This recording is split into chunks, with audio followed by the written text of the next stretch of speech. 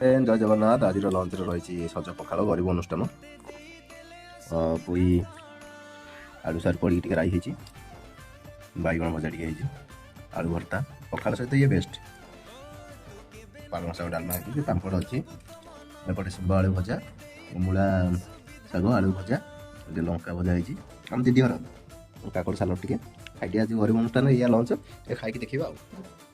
सज पखाड़ लेबू चुपुड़ी नहीं no softa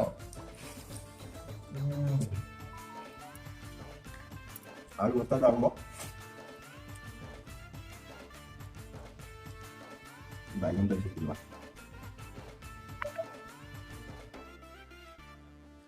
आलू सारा